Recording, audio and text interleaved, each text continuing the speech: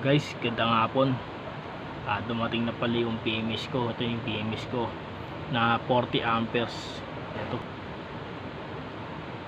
Ito yung battery ko na ginawa lang na 18650 guys.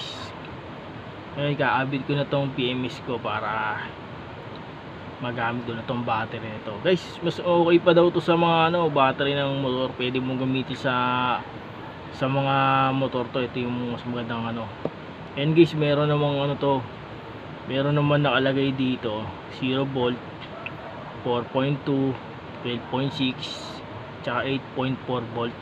Kaya hindi kayo maliligaw sa pagkabit nito. 11.5.